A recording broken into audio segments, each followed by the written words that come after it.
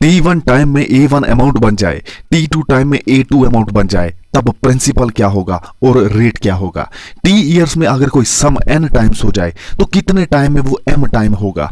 R% rate पर और simple interest पर एक सम कितने टाइम में n टाइम हो जाएगा।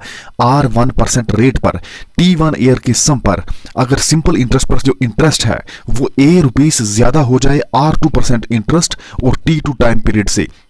फिर से बोलता हूं, R1% रेट पर T1 ईयर के सम पर अगर सिंपल इंटरेस्ट पर जो इंटरेस्ट है वो ₹A ज्यादा हो जाए R2% इंटरेस्ट और T2 टाइम पीरियड से, तो तब सम कितना होगा, यानी प्रिंसिपल क्या होगा।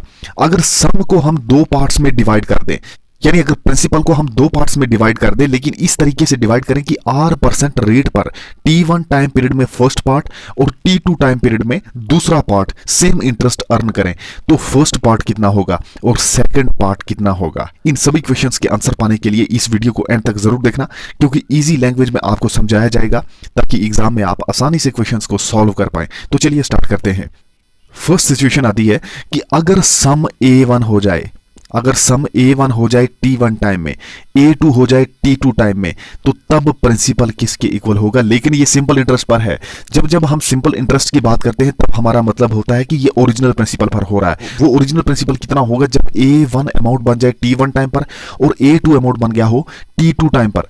तो सिंपल इंटरेस्ट के ऊपर अगर ये सब हो रहा है तो प्रिंसिपल, ओरिजिनल वाला प्रिंसिपल किसके इक्वल होगा, वो होता है A1 T2 minus A2 T1 divided by T2 minus T1। और रेट परसेंट किसके इक्वल होता है, इस फॉर्मूले से हम निकाल सकते हैं, लेकिन इसको एग्जांपल्स के साथ हम करते हैं। तो चलिए सबसे पहले मान लेते हैं कि जो अमाउंट है यानी A1 किसके इक्वल है, उसकी कुछ वैल्यू हम ले लेते हैं। उसकी वैल्यू हम ले लेते हैं, मान लो 500 मैंने ले ली। वो अमाउंट बना, मान लो कि T जो टाइम था हमारे पास T1 वाला फर्स्ट वाला टाइम जो है वो 2 ईयर का था, और A2 जो अमाउंट बन गया वो अमाउंट बना हमारा 600 मान लो। जो A2 अमाउंट बन गया वो 600 मान लो, तो T2 आ गया 3, यानी कि 3 साल में 600 अमाउंट बन जाए अगर, और 2 साल में 500 अमाउंट बन जाए, तो तब हमारा जो ओरिजिनल वाला प्रिंसिपल होगा, क्योंकि सिंपल इंटरेस्ट पर है तो ओरिजिनल प्रिंसिपल कितना होगा वो यहां पर हम देख सकते हैं कि प्रिंसिपल होता है A1 T2। A1 कितना है 500, T2 कितना है 3, और 500 को 3 से मल्टीप्लाई करेंगे तो ये प्रिंसिपल जो ओरिजिनल वाला वो क्या आएगा, 5 3 से 15, तो ये आ गया 1500। क्योंकि 500 है तो 500 को 3 से मल्टीप्लाई करेंगे, 1500 माइनस A2 T1, ये यहाँ पे जो फॉर्मूला है A2 T1, तो A2 T1, A2 है 600 और T1 है 2, 600 को 2 से मल्टीप्लाई करो तो आएगा 1200 divided by T2 minus T1, T2 minus T1, T2 है हमारे पास 3 और T1 कितना है 2, 3 माइनस 2, तो ये कितना हो गया टोटल। 1500 में से 1200 को माइनस किया तो P कितना आ गया आपके पास, P आ गया 300 डिवाइडेड बाई 3 में से 2 माइनस करो 1 आ गया, तो ये वैल्यू आ गई 300 रुपीज। इसका मतलब कि ओरिजिनल सम कितना हुआ होगा, ओरिजिनल सम था 300, ताकि उस 300 का जो T1 टाइम है, T1 टाइम यानी कि 2 ईयर के बाद वो बन गया था 500 और 3 ईयर के बाद बन गया था 600, वो हमारा प्रिंसिपल कितना था 300 रुपीज। तो ऐसे हम प्रिंसिपल को फाइंड आउट कर सकते हैं। ठीक इसी तरीके से अगर रेट परसेंट को हम निकालना चाह रहे हैं तो रेट परसेंट किसके इक्वल होगा, R% is equal to A2 minus A1 divided by A1 T2 minus A2 T1 multiply 100 से करेंगे तो वो परसेंटेज में आ जाएगा। इसलिए A2 माइनस A1, A2 हमने कितना लिया था, A2 हमने लिया था 600 माइनस A1 कितना लिया था हमने, A1 था हमारे पास 500 divided by A1 T2, A1 हमारे पास 500 और T2 कितना था, T2 3, 500 को 3 से 1500 माइनस A2 T1 अभी हमने निकाला 1200, क्योंकि A2 है हमारे पास 600 और T1 है 2 ईयर, तो 6 इंटू 2 होता है 12 और साथ में 600 है, इसलिए 1200 आ गया। तो ये 600 और मल्टीप्लाई ये कितना आ गया 100, ये कहां से, ये यहां फॉर्मूले से। तो A2 माइनस A1 अपान A1 T2 minus A2 T1 into 100 करेंगे तो वो आ जाएगी R की परसेंटेज, R मतलब रेट परसेंट में आ जाएगा। तो 600 में से 500 माइनस किए तो वो हमारे पास आ गया 100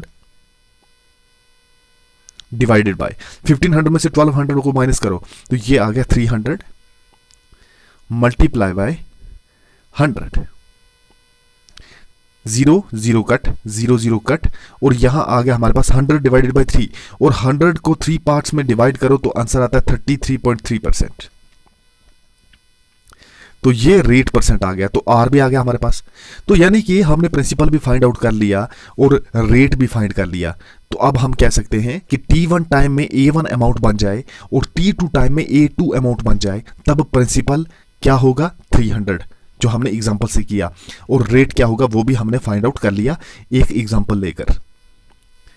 तो चलिए अब नेक्स्ट क्वेश्चन करते हैं कि T ईयर्स में अगर कोई सम n टाइम्स हो जाए तो कितने टाइम में वो m टाइम होगा। ये n और m क्या है, ये कोई नंबर है, जैसे 2 टाइम्स हो जाए तो वो 3 टाइम्स कितने टाइम में हो जाएगा।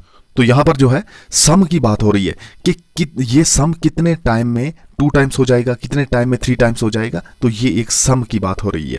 If a sum amounts n times in t year, t year में वो n टाइम बन रहा है, then it will become m times. तो m टाइम कब बनेगा, ये m-1 upon n-1 into t years. अब हम यहां पे एग्जांपल ले लेते हैं। मान लो कि हमने n ले लिया 5, यानी कि 5 टाइम हो जाता है, और t मान लो 2, यानी कि 2 ईयर के बाद कोई सम है जो कि 5 टाइम हो जाता है। तो m को कुछ वैल्यू ले लेते हैं, m मान लो कि 6 ले लिया। मतलब ये हुआ कि अगर सम 5 टाइम्स हो जाता है 2 ईयर में, तो 6 टाइम कितने ईयर में हो जाएगा, कितना टाइम लगेगा। तो वो होगा m-1 upon n-1 into t years. ये आप यहां पे देख पाएंगे कि m टाइम्स वो कितने टाइम में हो जाएगा, यानी कि 6 टाइम वो कितने टाइम में हो जाएगा, वो सम जिसको हम प्रिंसिपल कहते हैं। तो इसको सॉल्व कैसे करेंगे, m टाइम्स ये हो जाएगा m-1 यानी कि 6-1 अपॉन n-1 यानी कि 5-1 मल्टीप्लाई बाय t ईयर्स। तो t कितना लिया हमने, 2 ईयर लिया, तो 2 से मल्टीप्लाई कर दिया। तो 6-1 कितना होता है, 6-1 हो गया 5, 5-1 हो गया 4 इंटू 2। 2 को जब 2 से मल्टीप्लाई करेंगे तो 4 होगा, तो ये आ गया 5/2, और 5/2 होता है 2.5, यानी कि 2.5 साल के बाद वो सम जो है वो 6 टाइम हो जाएगा। अब नेक्स्ट क्वेश्चन है कि R% रेट पर और सिंपल इंटरेस्ट पर एक सम कितने टाइम में n टाइम हो जाएगा। देखिए, जब भी हम सम बोलते हैं तो हमारा मतलब होता है प्रिंसिपल। तो प्रिंसिपल कब n टाइम हो जाएगा सिंपल इंटरेस्ट पर, अगर रेट R% है तो वो होगा n-1 divided by r multiply 100। लेकिन यहां पर अगर हम एग्जांपल के साथ करें तो n की वैल्यू कुछ हम ले लेते हैं। यहां पर हम सबसे पहले सम को कुछ मान लेते हैं कि हमारे पास जो प्रिंसिपल दिया हुआ है वो मान लीजिए आपके पास 500 है, प्रिंसिपल मान लो 500 है। रेट को कुछ मान लेते हैं, रेट को हम मान लेते हैं कि ये हमारे पास 10% रेट है। प्रिंसिपल भी हो गया, रेट भी आ गया हमारे पास। अब n की वैल्यू कुछ मान लेते हैं, मान लो कि n है हमारे पास 5 टाइम्स, यानी कि n टाइम्स हो जाना मतलब 5 टाइम्स हो जाना। यहां पे लिखा है कि a sum at the rate of R% on simple interest become n times. लेकिन कितने ईयर के बाद वो n टाइम्स बन जाएगा, ये हमने फाइंड आउट करना है। तो इसको करने के लिए हमारे पास प्रिंसिपल होना चाहिए जो कि इतने साल के बाद n टाइम होगा। अब n टाइम कितने टाइम, यानी कि 5 टाइम कब होगा। रेट है हमारे पास 10%, तो 10% रेट पर 500 रुपीज कब 5 टाइम्स हो जाएगा। देखिए, 500 रुपीज जो है वो 5 टाइम्स होने का मतलब होता है कि 2500 रुपया कब बनेगा, यानी कि 5 मल्टीप्लाई 500, तो ये 2500 होता है। तो 2500 रुपीज कब बनेंगे, कितने साल के बाद बनेंगे। तो इसको सॉल्व करने के लिए हमारे पास एक तरीका है। हम कैसे सॉल्व करेंगे, इस फॉर्मूले का यूज करेंगे, n-1 divided by r multiply 100 years. तो इससे हमारे पास आंसर आ जाएगा। तो n-1 मतलब n है हमारे पास 5-1 डिवाइडेड बाय r कितना लिया हमने 10 लिया, मल्टीप्लाई 100 और साथ में ईयर्स, 100 ईयर्स। तो ये कितना हो गया 5-1 4 डिवाइडेड बाय 10 मल्टीप्लाई 100 ईयर्स। तो 1010 कट, 4 इंटू 10, 4 10 40।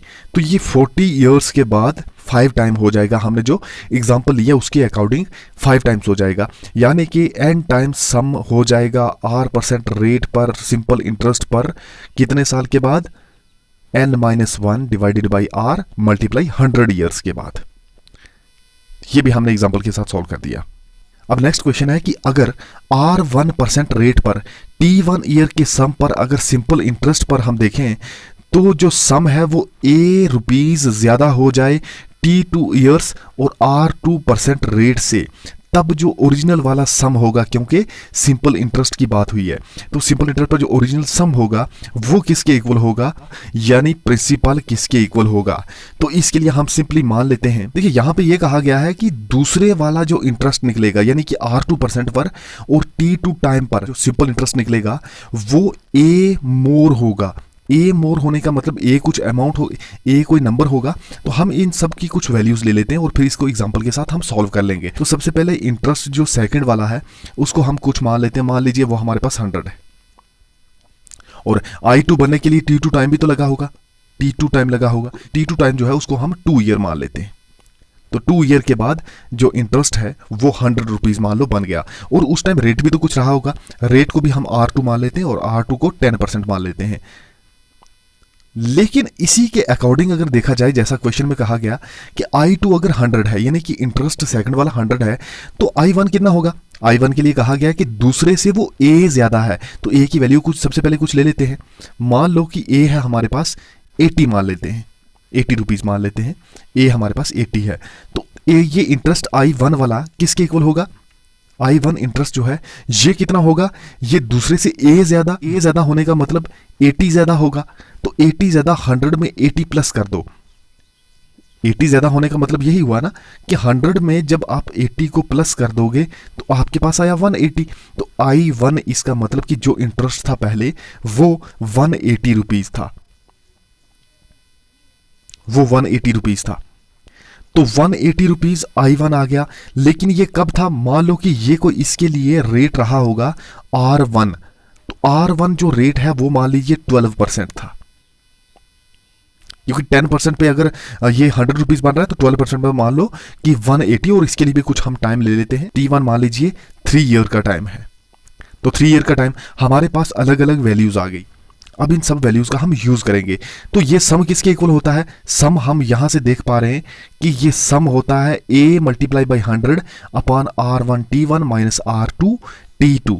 तो A × 100, तो A × 100 मतलब A कितना हमने लिया था 80, मल्टीप्लाई 100 मतलब मल्टीप्लाई 100 हो गया। ये जो प्रिंसिपल हम निकालना चाह रहे हैं, हमने सम निकालना है तो प्रिंसिपल A की बात है। तो 8 × 100 आ गया, और इसके बाद फॉर्मूला है A × 100 और उसके बाद R1 T1 minus R2 T2। R1 T1, R1 कितना, R1 12 है, T1 कितना है 3, 12 3 से 36, तो यहां पे हम लिखेंगे 36 minus R1 T1 minus R2 T2। तो R2 T2, R2 कितना लिया हुआ हमने, R2 लिया हमने 10, यहां पे R2 10 लिया है, और T2 कितना लिया था हमने, T2 यानी कि टाइम 2, ये हम देख पा रहे हैं कि T2 2 ईयर। तो ये आप देख लीजिए कि T2 कितना है 2 ईयर का टाइम। तो R2 T2 मतलब 2 × 10, 2 × 10 कितना होता है, 2 10 20, तो यहां पे हम लिखेंगे 20। A यहां पे सॉरी A हमारे पास यहां पे 80 है, तो 80 को हम 100 से मल्टीप्लाई करेंगे डिवाइडेड बाय 36 माइनस 20, तो 80 को 100 के साथ करेंगे तो ये आएगा 8000। तो 8000 डिवाइडेड बाय 36 में से 20 माइनस करो तो 16 होता है। अब यहां पे क्या करेंगे कि 16 5 80, तो 500 यानी 500। तो ये ₹500 हमारा सम आ गया, यानी कि प्रिंसिपल आ गया। तो प्रिंसिपल हमारे पास ₹500 आ गया। तो अब प्रिंसिपल 500 था, इंटरेस्ट ₹100 बन गया, 2 ईयर में ₹180 बन जाएगा 3 ईयर में, यानी कि sum is equal to A × 100 divided by R1 T1 minus R2 T2।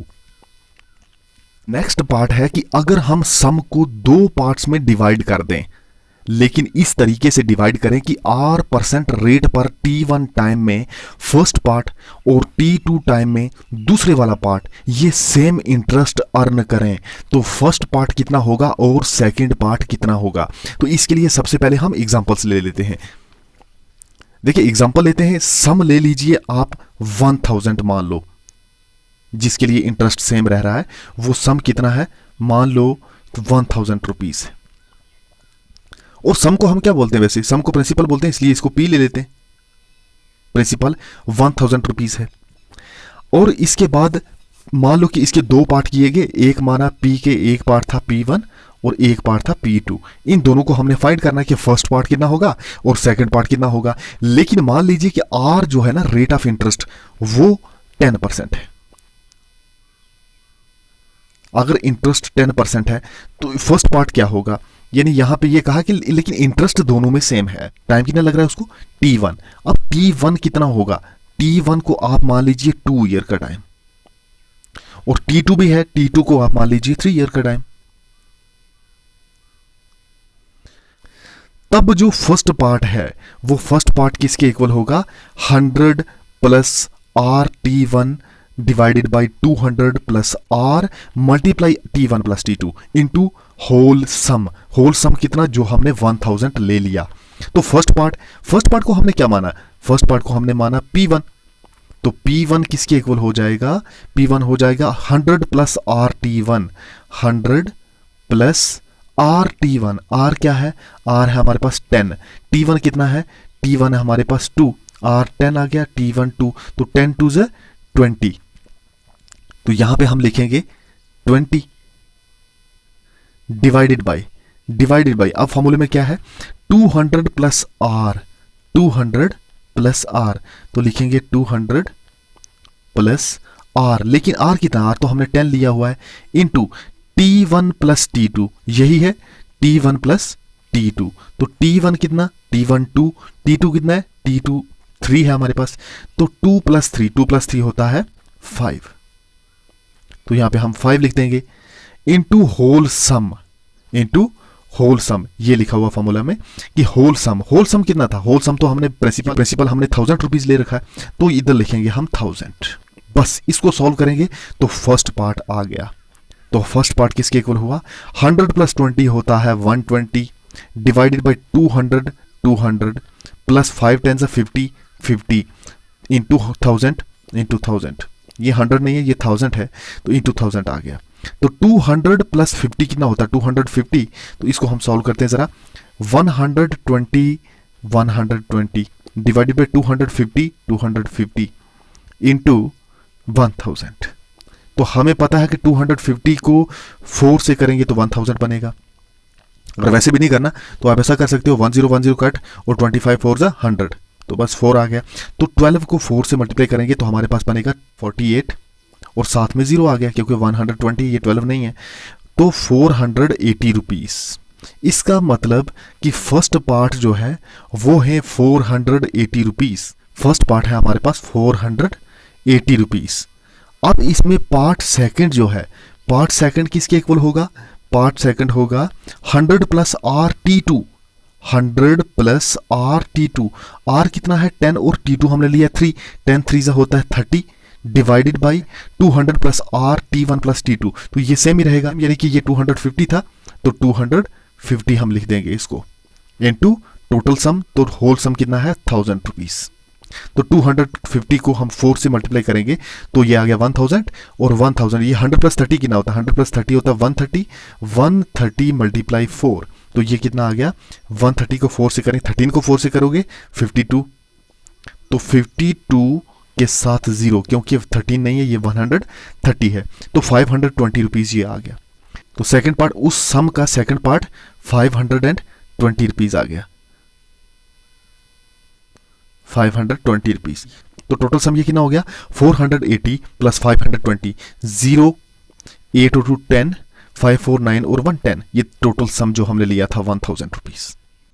इस तरह से हम पार्ट 1 और पार्ट 2 दोनों निकाल सकते हैं। कहने का मतलब कि अगर सम को हम 2 पार्ट्स में डिवाइड कर दें, अगर हम सम को 2 पार्ट्स में डिवाइड कर दें, लेकिन इस तरीके से करें कि दोनों में इंटरेस्ट जो है सेम हो, R% रेट पर T1 टाइम पीरियड में जो फर्स्ट पार्ट का इंटरेस्ट है वो T टाइम में दूसरे वाला पार्ट जो है उसका P2 जिसको हमने लिया वो सेम इंटरेस्ट अर्न करे, तो उसका फर्स्ट पार्ट कितना होगा अभी हमने सॉल्व किया, सेकंड पार्ट कितना होगा वो भी हमने सॉल्व कर लिया। इसमें टाइम इसलिए लगा क्योंकि हमने क्वेश्चंस को सॉल्व किया, जब हम बार बार प्रैक्टिस करेंगे तो इसको इतना ज़्यादा टाइम नहीं लगेगा, हम आसानी से इन क्वेश्चंस को सॉल्व कर सकते हैं।